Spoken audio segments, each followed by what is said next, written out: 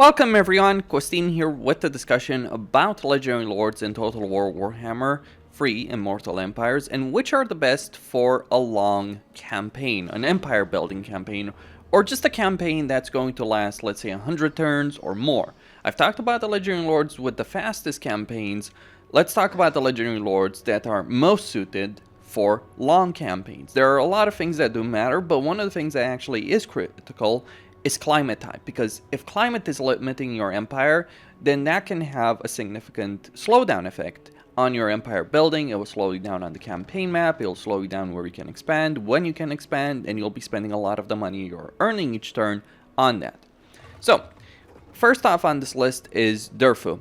I could have easily put Orion because of his upkeep benefit, giving a significant benefit to him when it comes to the late game, but I am uncertain I want to do so because, one, we know Orion is going to be changed, and it's likely he's going to fall down the totem pole when it comes to the Wood Elf Legendary Lords, probably back to where he was already, where he was before the upkeep change. He was the worst Legendary Lord for the Wood Elves. That's likely where he's going to end up being again. So why Durthu? Why not the Sisters of Twilight? Why not Draika? Well, Draika can only confederate Durthu, and she does have certain limits in her campaign. Don't get me wrong, she has a lot of campaign power, but her campaign power is more geared towards the early game. She probably has the best early game of any Wood Elf Legendary Lord, but she has the most limited campaign of any Wood Elf Legendary Lord because she doesn't start the Oak of Ages. That means her campaign is going to be slower, and it's going to be more complicated with it. And because you can't get Orion, or you can't get the Sisters of Twilight, that is a further complication during the course of your campaign. You can only get Durthu. But why not the Sisters of Twilight? Well, there are several factors in that. The Sisters of Twilight are a very powerful Legendary Lord choice. Absolutely. They're the best Legendary Lord choice in a lot of ways. But Durthu does have the advantage of being able to confederate all other Legendary Lords, including Draika. So that's already one significant advantage, because that means you'll be having 4 very, very powerful armies throughout the course of your campaign. But that's not all there is to it. Another thing that's actually really important with Durthu is that all of his treemen and ancient treemen have Wall Breaker. This is a very significant attribute, especially when you're dealing with long campaigns. Just being able to break down the walls of fortresses gives you a significant siege advantage and helps your campaign a great deal in the late game when it comes to progression, building a massive empire. So that's one of the reasons. Another reason is Durthu just annihilates every enemy on the campaign map. He is an absolute destroyer of enemies, and his focus on tree spirits really helps him out. Don't get me wrong, the Sisters have a really powerful army, Draika is a really powerful army, but I think if I was going to play a campaign of the Wood Elves right now, I think really the most balance between all of them is probably Durthu. The Sisters have a lot of power, but it's the kind of power that when it comes to their army, you really have to micromanage and be careful with your Hawk Riders so they don't get shot out of the sky, but the damage they do is absolutely incredible. But there's more to this as well when we're talking about Durthu, and it's not because of his special skill line, though it is very substantial with armor for Dryads, Treekin, Treemen, all that kind of stuff that you do have available over here. His upkeep benefits to tree spirits, his ability of getting tree spirits, Treekin from tier 2 that he shares with Draika. This is pretty substantial because it means you can get those Treekin very quickly, much more quickly during the course of your campaign than you would playing as the Sisters or Orion. And then there's the offices. I think Durthu has the best offices of any Wood Elven Legendary Lord, because what's really significant here, beyond the fact that you get the major upkeep benefit for all of the lords you put in an office, so you can only put ancient treemen in these offices, but beyond that particular benefit, you do have one really good office. The Wood Elves, the way they play their campaign, it's not based on having a vast array of armies, unless you're playing Orion. It's rather about having a couple of very, very powerful armies that have a great deal of flexibility through the deep roots.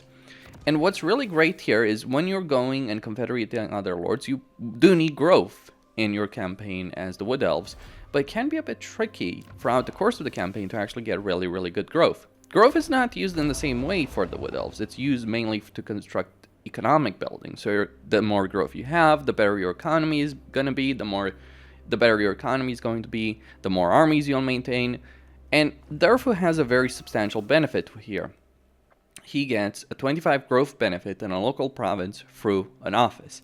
This is actually a very, very substantial benefit, even if it only applies to an army. Then he gets a control benefit, the upkeep benefits for all of his armies, the construction cost. So one of the things that Durthu can do, he can have a bunch of ancient tree men with varying effects, with the exception of this one, but a construction cost benefit, an income from all buildings. Like, you can have these tree men just going to an area, or one of them going to an area, initially the growth one, then the construction cost one, and maybe the control one if you really, really want to, but mainly the growth one and the construction cost, and being able to take over other trees around the world that do exist around the world. Some obviously you can get via Confederation, others you will have to fight for them. Getting those trees, and even if he has to really rebuild them from scratch, he has the capacity of doing so far easier with these two offices over here. And also he has the entire roster of the Wood Elves, both the Tree Spirit units and obviously the Way Watchers going into that. So a significant number of benefits in Durthu's campaign. The Wood Elves just are a powerhouse, but they're a bit of a slower campaign. They're slow largely because you do need, in order to win their campaign, you do need to get the Ritual of Rebirth done. That means you need to do a bunch of smaller rituals, regular rituals, the World Roots Healing. You need to do 8 of those, so that will take time. Simple as that. But I would say Durthu is in a really good position to be able to achieve that in more ways than one, actually, because of his starting position can actually really benefit his campaign as well. At number 4, we of course have Taurox the Brass Bull. Now, his starting position is actually quite difficult between the Dark Elves that he has to deal with early on, the Siege and the Field Battle he has to deal with on turn 1, and then of course Alostra and Leafanar. But once you get going as Taurox, you don't really stop going. The reason Taurox is on this list comes down to his Rampage. He gets significant benefits like Ward Save to all units, Dread being a very significant one, reducing enemy leadership. So Taurox, once you get a pretty good army for him, he will just annihilate everyone in his path, and he might not stop going for quite a while. Because once you reach tier 2 of Rampage, you can reset his movement range using momentum. So as long as you have momentum, which you can get more if you fight battles, you will keep moving with Taurox, you'll keep winning battles, you'll replenish after every battle with a settlement, because one of the main post-battle options for Taurox is to actually just raise a settlement and get a good amount of replenishment from that. Or get a lot of money if you haven't really lost a lot of troops, though it also gives you movement range. You get more if you choose to go for replenishment as opposed to money, so be aware of that particular situation. Now, the Beastmen are the kind of race that does start very slow in their campaigns. They need Dread. They need a lot of Dread to unlock a lot of units, to get a bunch of upgrades. But once they get a lot of these upgrades, it becomes pretty ridiculous. They're also the best race when it comes to Confederation, because they can just Confederate using the Dread mechanic. And imagine just getting 1200 Dread and getting, say, Mogre at like already rank 20 with a Horde army associated with him. It is a ridiculous level of power that you can get to the Beastmen, but just slow. But once you get going, you have a lot of benefits, like income from raising settlements increased, construction costs decreased for his armies, momentum cost replenishment reduced. This is just tier 2, and all of these are so significant, like 25% Dread gained from his army. Absurd, high level of absurdity here. And then finally, you also get an easier life when it comes to increasing hero capacity or to increase Minotaur capacity, and Minotaurs are certainly some of the best units you can get as the Beastmen. Obviously, if you could get an entire stack of Jabber's Lives, that would certainly be great, but you probably don't want to do that. Either way, you get significant benefits when you're playing as Taurox. The longer you play, the more powerful you get, and then you can just burn the entire world to the ground. Hard start, but lots of potential in this campaign, and can be a really great campaign once you get that momentum going. No joke. Like, once you get several armies with actually good units, once you get Regiment's Renown, once you increase your Minotaur capacity, your unit capacity, once you increase your hordes, it is absolutely ridiculous. Especially once you get the Sword of Cain on Taurox. That's where the insanity reaches a level that I don't think any other Legendary Lord can actually match it. like, people will talk about Scarbrand all day long, but here's the thing. Scarbrand's campaign is actually better in the early game, but it's like late game potential. It just kind of sucks, really, because you're always going to have limited armies. Yes, you can get a lot of Blood Hosts, but those aren't proper armies. Imagine playing Taurox and getting 20 proper armies filled to the brim with top-tier Beastmen units, which are actually pretty good. Like, the early game stuff, yeah, absolute garbage. But the end-game stuff for the Beastmen, like the Jabber Slives, the Cygors, you name it, those are good units. And filling them also with heroes as well. And also getting all the under Legendary Lords as well. Like Gorgons, Cygors, Jabber Slives, even Chaos Spawn. Or Minotaurs, really. I personally go with Minotaurs, Gorgons, Cygors. Maybe keep using some Ungar Archers for the sake of the range benefit. Or just go full on melee and just obliterate everything that stands in your path.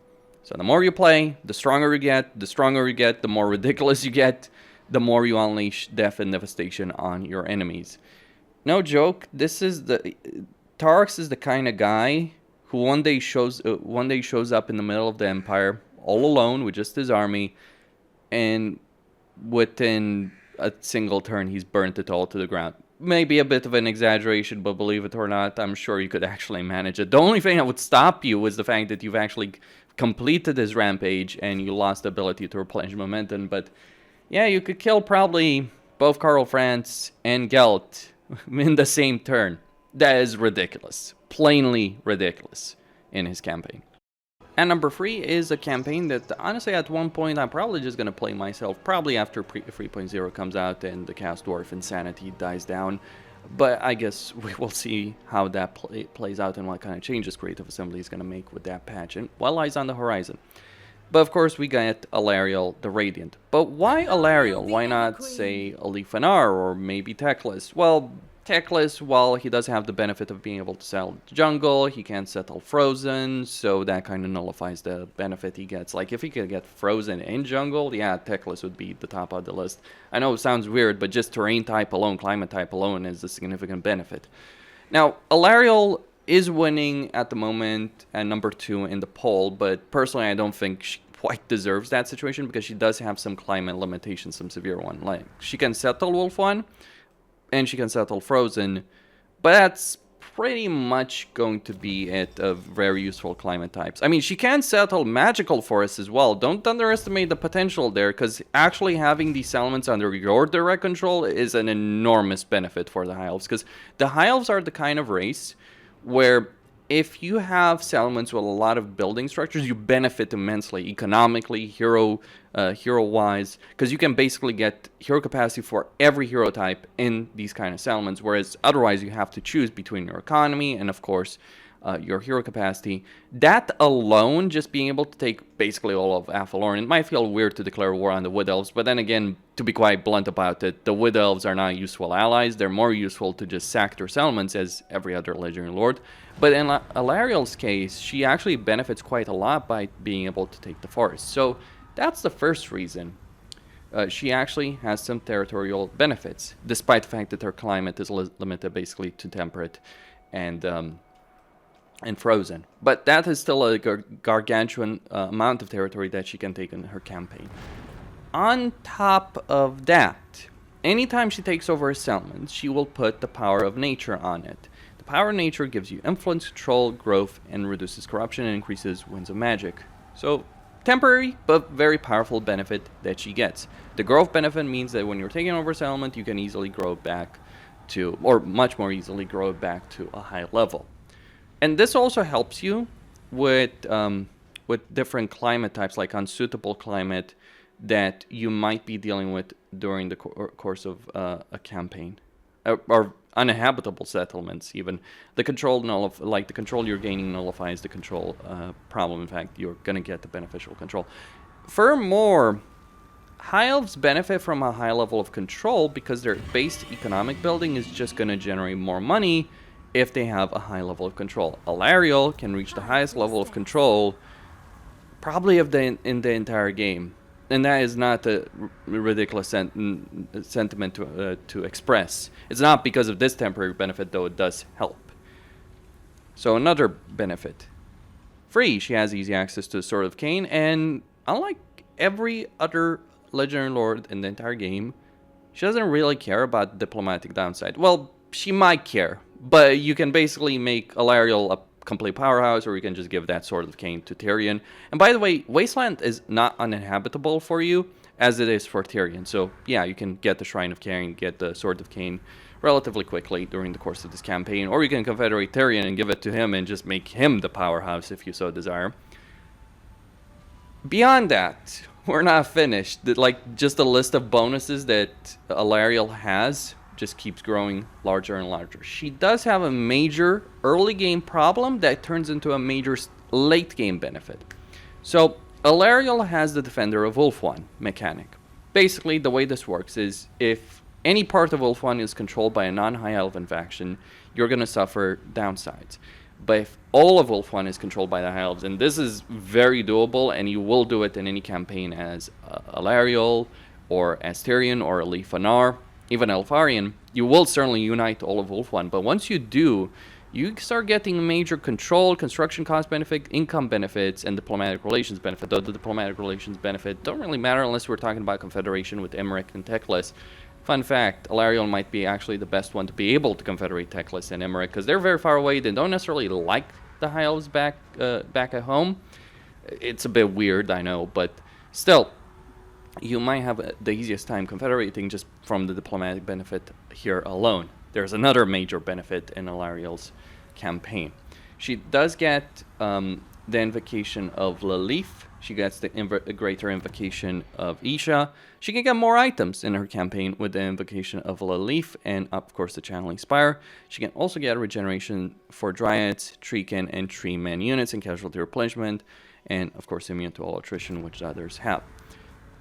Regeneration for Treekin is absurd, to put it plainly. While it's certainly not the ward save that Durthu and Draika have, it's still ridiculous. And the fact that she can recruit tree spirits alone is ridiculous for a landmark here. And she can only recruit them in the Gaian Vale, but that's not necessarily as much of a problem as you might think. And she's going to get also up to minus 10% upkeep for all Far Spirit units. So you already have the High Elves. The High Elven roster by default is a very substantial one. And then you take some of the best units from the Wood Elves and put them in the High Elven roster. Yeah, let me say this as plainly as possible. Without counting for Lord effects, which do matter, to be clear, but without counting for faction effects and Lord effects, the combination of Wood Elf and High Elf units alone makes Alarielle's army potential one of the best in the entire game. That isn't a joke, which obviously helps you in the late game and game prices, all that. We're still not finished, believe it or not. When you start listing the benefits that Alarielle has in the end game, in the late game, not early game. Early game is slower, limited, your economy's going to suffer, all that. But when you start going over the list of benefits, you realize it is huge, enormously so. Then, in her special skill line, specifically Tradition that Dictates, never go with Blood and Fire. There's some benefits, sure, but believe me, you want Tradition Dictates. 2 control in all provinces. 5% income from all buildings, on top of the Defender of Ulthuan situation. Having a Legendary Lord that flat out improves your economy by 5% is insane. Believe me, when I keep talking about these benefits, I'm just thinking to myself, maybe I should really just put Alarielle at the very top of this list, because this is absurd. It's so absurd, and we haven't even gotten to the most significant benefit. Construction cost in a local province, diplomatic relations with High Elves, and then there's the Handmaiden benefit. Hero capacity +1 to Handmaidens. Unlocks hero recruitment of Handmaidens, all provinces. Then you can also reduce the recruitment durations for Sisters of Avalorn. That is insane. And your faction benefits is that you also get 2 hero capacity for Handmaidens. So understand this, with Alarielle, between her faction effects or Lord skills, you can have 4 Handmaidens very quickly. You just need to get rank 4 on her and you can get 4 Handmaidens. Handmaidens are, as I see it, one of the most absurd and powerful heroes in the game on the campaign side of things. Not in battle. They're kind of mediocre in battle. They're hybrid melee ranged lord, so they're not going to have a lot of power in battle. But on the campaign, completely different story. In terms of campaign benefits, I think they're the best by far of any hero in the entire game. In fact, I think they're even potentially better than the legendary heroes that we actually have. Let me explain. This is a handmaiden. Hybrid, melee, range lord. Her range skill is basically a choice over here. You should never take this choice. If you make this choice or if you get this skill, you're making a huge, huge mistake in your campaign. Because what you're going to be missing out is the Diplomat of the Everqueen. Let's go over this. 2 diplomatic relations with High Elves. Nothing too substantial. Nobles can get this as well. In fact, nobles can get better. Tactful. That's a very different story. Plus 2 diplomatic relations with all factions. All of them. You can get enough handmaidens, just 50, to overcome even the minus 100 aversion certain factions have towards you. I mean, for all I care, you could ally bloody Archaon in this campaign. That isn't a joke. It actually is possible. Then you get 5% income from trade tariffs. 5% income from trade tariffs is the exact same benefit that the Elven Embassy gives. So you've got a mobile money generator over here. It's not over. They stimulate growth, they give you replenishment, and then they give you discreet, which is +1 influence per turn. And then to cap off the absurdity that handmaidens have, because of course there's more absurdity, they get 1 control in all provinces. You'll never face rebellions if you're playing as Alarielle. You'll not even come close. You could park your army in the Chaos Wasteland and make the Chaos Wasteland a paradise where everyone loves you. That is not something that anyone can easily do without a lot of structures to it. Alarielle, no big deal.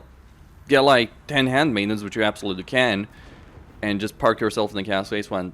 Everyone's gonna love you.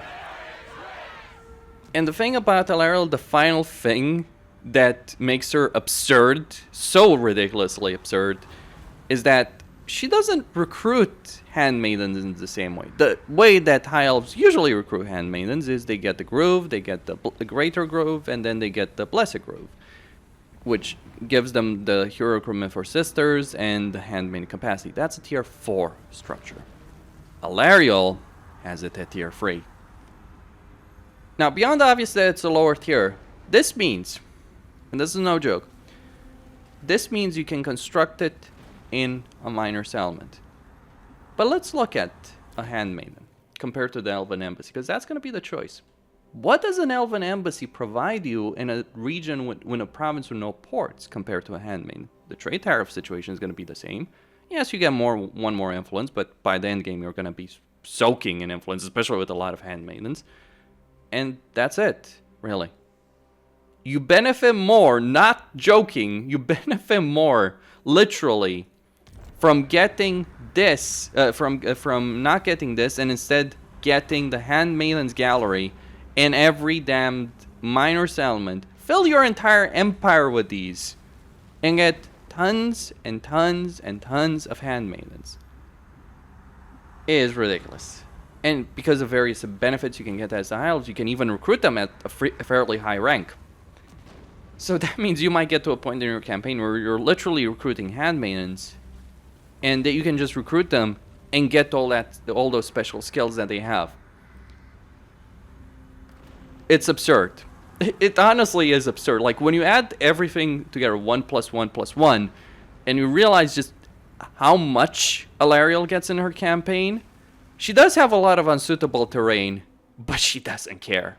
Because between her Legendary Lord skill, her faction-wide skill, her handmaidens, her income is going to be so ridiculous that even uninhabitable settlements in the Chaotic Wasteland would generate as much as suitable climate would for other factions. And that's just for High Elven factions, let alone the factions that have the Legendary Lords that have weaker economies.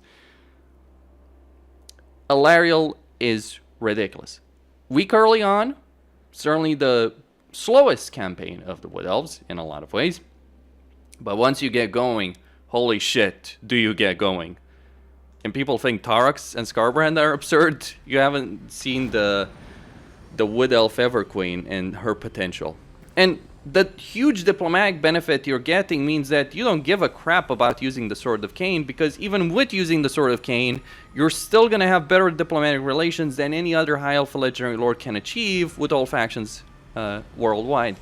Everyone can love you, everyone can adore you, you can trade with everyone. Seriously, it's like when I think about like the world domination campaign between like making alliances with everyone and eliminating those that you can't, it's like, yeah, Alarielle is absurd on so many levels. And number 2 is Oxyotl of the Lizardmen. While he certainly doesn't have the ridiculous overpowered campaign benefits for a long campaign that Alarielle does have, he still does have some very substantial benefits in his campaign. So he's a Lizardman Legendary Lord. Lizardmen are an okay race, though certainly not the best. He makes it a bit stronger than that, far stronger than that. Faction-wide, he gets an upkeep benefit for the skirmisher infantry units that the Lizardmen have, and he makes them stronger.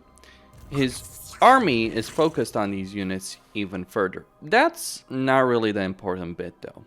He does get 15% extra campaign movement range on top of Root Marcher. It's not the same kind of campaign movement range as Grombrindle, for instance, who get 30%, but it's still pretty absurd. And he has an army that might kill everything in sight without taking a single casualty, though obviously that doesn't apply to sieges. He can also recruit skink oracles in all provinces. That all provinces aspect is going to become very, very relevant soon enough. Then he can build hidden sanctums, which can give him various benefits, significant benefits in the provinces, in the regions that he sets them up. They're going to be a bit limited, but where you have a hidden sanctum, there are some absurd benefits with them. Now, what makes Oxyotl ridiculous in terms of late game potential, and hell, even early game potential, though I would say there are much better Legendary Lords when it comes to early game potential, is the following. He doesn't have a regular campaign in the sense, oh, I have territory next to me, I'll just conquer that. No. He does that, sure. He deals with Kairos, he deals with other issues. He generally loses to Kairos, actually, when played by the AI. Oxyotl's AI is actually a pale shadow of his actual potential. Because he does have potential. Oh, holy shit, does he have potential. So first off, let's talk about campaign potential. Every climate type in the game, every single one with no mod, is suitable for him. Yeah, that is absurd. And the thing is, factions that generally have that, like the Wood Elves or Chaos, have reasons why they don't care about territory, right? I mean, obviously, Legendary Lords of Chaos do care about territory, but the Demons of Chaos are pathetic, ultimately. Like, Nakari being the major exception. But Nakari does have significant downsides as well. So, if you want to conquer the world, Oxyotl is the guy who can do it, because he can build a proper empire around the world. And that in itself is a ridiculous campaign benefit if you aim to play a long campaign, because you're never going to encounter a situation where territory is going to cost you more money, or drain your economy, or just not be worth it from a control standpoint when you're playing Oxyotl. On top of that, because that's not the only benefit, you get these missions. Now, the missions themselves, over here, the visions of the old ones, give you a lot of money, give you blessed spawnings. What are blessed spawnings? They're not Regiment's Renown.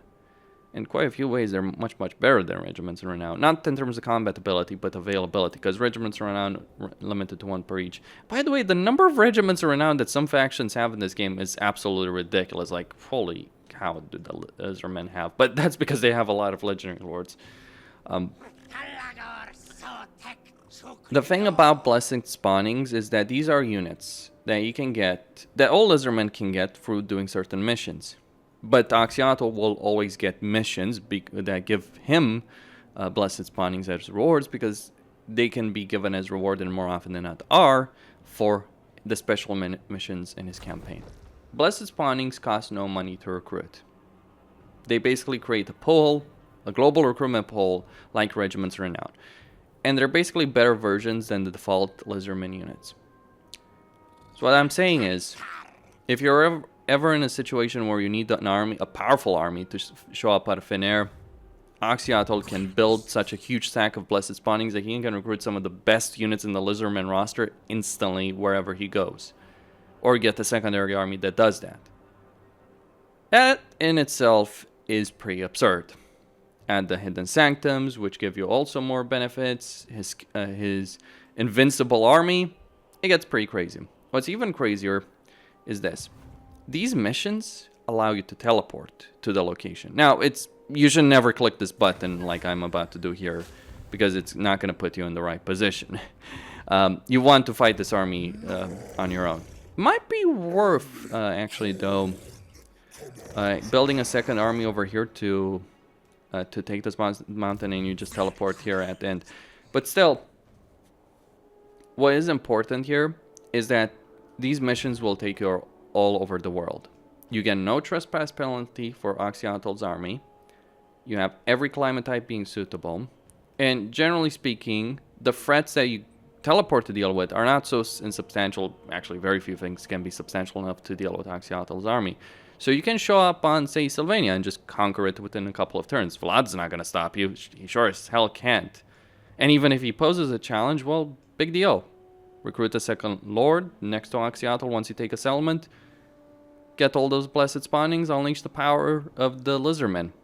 That is an absurd level of power, because it means that Oxyotl, who by the way can teleport back home if his home needs any issues. Like, he can always teleport to one other Hidden Sanctum, his capital, and wherever he has missions. He can't do this more than once per turn. That is the limitation they added recently to him, because he was a bit ridiculous, because he could teleport infinitely in the same number of turns. Like, do one mission, teleport to the next, teleport back home, teleport to where he had the capstone. It was pretty insane.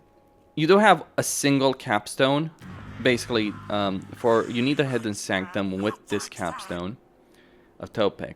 You shouldn't put it in this one because it's already in your capital, and you can already teleport to that, and you will always be able to teleport to that. And sanctums themselves require their own resource, which you're going to, like, obviously upgrading the buildings requires gold, but actually establishing the sanctum is going to require these rubies that he can generate by doing missions or just passively, like the sanctum gems. All of that added together means you're talking about the campaign with a ridiculous potential throughout the course of his campaign. And he can choose, like, you can go into places where you have a lot of fights going on to have an interesting endgame situation, or you can go in an area that's fairly quiet. Of course, you're not always going to go get those missions, but they do pop up pretty frequently. Some of them can be annoying, like when you get a rogue army of very powerful demons in one of the provinces over here in the Southern Castaways. So that is fairly appropriate for a Southern Castaways campaign. But yeah, ridiculous army, ridiculous campaign benefits between climate, his hidden sanctums, and his teleportation ability on the campaign map. Lots of potential. And also, don't ignore the huge roster of blessed spawnings that he's always going to have in his campaign. And finally, at number 1, we of course have Archaon the Everchosen. Honestly, it's pretty boring to talk about the Warriors of Chaos nowadays. We all know they're strong. They're the strongest race in the game in a lot of ways. Or certainly one of the strongest, top 3 easily. But it's pretty boring to talk about them because we all know they're really powerful. And we all know Archaon is easily one of the most powerful, either him or Be'lakor. Why is that? Well, several reasons. He's an undivided legendary lord, so he starts with a hell cannon. You just need to capture the initial settlement over here to get access to it. He gets the Sword of Chaos once he gets rank 2 as a regiment of renown, so lots of power from the early game. Very easy early game, so lots of campaign potential growth. He's not bothered by climate because he also has access to all the climate types, though he only wants to take the Dark Fortresses for himself. That's how the Warriors of Chaos work. Beyond the fact he's undivided, beyond the fact he gets those undivided benefits, and only he and Be'lakor can confederate all the other legendary lords of Chaos, which is in itself very, very substantial because you can unleash team Pokemon on your enemies with Valkia, Sigvald, Festus, etc. on your enemies, and each of those is a powerhouse. All of them together, no one stands up to you. Plain and simple. That just is reality. let alone the fact that your generic armies alone are quite powerful. There's more, of course, with Archaon. Though funnily enough, none of it really has to do with this special skill line. No. Archaon gets the faction benefits that are as following. He gets 10% research rate for a vassal, 10 diplomatic relations with basically all the cast factions, and 25 souls per turn. Now, the research rate, it's a nice benefit, but you can get students, if I'm not mistaken, as the Warriors of Chaos. So it's not necessarily as substantial in my thing, but it's on top of that benefit of getting students. And besides, students can be limited by how much hero capacity you have. The diplomatic relations benefit with Demons of Chaos kind of hit or miss, because you obviously do want as many Dark Fortresses as possible in a long game, but it also helps you make deals with other factions and means that wherever he goes in the Northern Chaos Waste, he's not really going to encounter anyone that's going to be willing to fight him. So you get a lot of flexibility in your campaign. You should actually not engage diplomatically with any of the Chaos factions. You should conquer the whole lot of them, basically, force vassalization on them. Or you could just give all of Norscut to Wulfric and watch Wulfric conquer the entire empire in your campaign, because he'll do that. Also force Be'lakor to bend the knee to the true Everchosen and confederate them. The real and very significant benefit that Archaon does have in his campaign, he has access to all the gifts of chaos from all the chaos gods. He doesn't start with them. Be'lakor is a much better early game campaign than Archaon, because Be'lakor starts with all those possibilities, though he doesn't have that soul benefit. Now think of this. 25 souls per vassal, and you can get dozens and dozens and dozens of vassals. You can realize how quickly he can get to like 500 turns. And that's not even a really high amount. That's just, what, 20 vassals in his campaign? That you can achieve pretty quickly. You can get 10 vassals within like the first 20 turns of this campaign.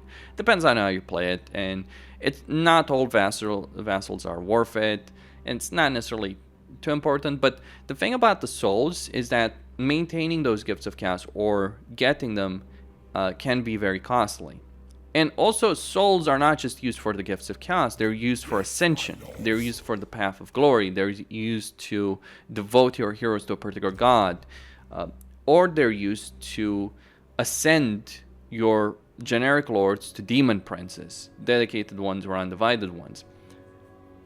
And all of that is very substantial because it gives them a lot of power. Funnily enough, the generic demon princes Archaon gets are much better than the demon prince legendary lord, because they get access to items like Armors of Destiny, all that kind of stuff. So there's a lot of flexibility in his campaign later on. There's a great deal of power. And the thing about the Gifts of Chaos is you can let the most important benefit from Gifts of Chaos beyond growth, control, you name it, right? That you can get from them, like the faction benefits, experience, what have you, is you can get really powerful units. Bloodthirsters, Dragon Ogre Shagoffs, Hell Cannons, and so on. And generally speaking, you select a gift, you get one unit instantly of that type, and then you have to wait a couple of turns. Well, playing as Archaon, you can rotate between the gifts. Like, one turn you switch to one gift, you get the Hell Cannon, then you switch to a Dragon Ogre, then you switch back to the Hell Cannon, back to the Dragon Ogre, back and forth, and because of the huge number of souls you're gaining from vassals, you can absolutely do it in a campaign. While you are limited in how many Gifts of Chaos you can have in your campaign, so there's a limit to how many Dragon Ogres and Hell Cannons you can have, the fact that you can do it from a practical standpoint means that you can have virtually every army running with those capped. So all the shrines, all the demonic units, you can get a lot more Bloodthirsters than Scarbrand could ever dream of in his campaign. All the very powerful demonic units, and you can also afford them in your campaign because you'll have so many vassals. I would say with vassals, it is worth having a lot of them, but it's also worth having powerful ones. So one of the ones you want to get is like Boris Ursus. Maybe give him all of Kislev and watch him really help your economy. The most useful vassals, though, are the Dark Elves, and, well, you want to go there. It's a long journey, but it will be very lucrative. Or you could go to Cathay and force vassalization on all of them, and then eventually go for Valkia and Malekith and Hellebron and all that, who can generate you thousands of gold of income per turn, each of them, with just a few bits of territory, actually. It is a bit ridiculous how much money the Dark Elven AI makes in their campaign. I think it's because they get the same slave income structures, but they actually don't need slaves to continue operating them. Besides, AI does pick a lot of fights every turn, but I think they just get a bunch of free slaves when controlled by the AI. That's the reason they're so ridiculous. That's the reason they get so many armies. But yeah, Archaon is... I mean, it's fairly boring to talk about Warriors of Chaos, but yeah, Archaon is absurd. You will not enjoy this campaign, though, I'm afraid. This is the perfect example of campaign with a lot of power, lots of potential, a well-designed race, good unit roster, good legendary lore that's just dull as dirt. But if you're playing a very long campaign and you want to build a great world empire, you can't go wrong playing as Archaon. You might vassalize the entire empire under your thumb and have them pay you for that vassalization, basically. Anyway, that's all. Costin signing out. Don't forget to subscribe, like, and enable notifications, and stay tuned for more.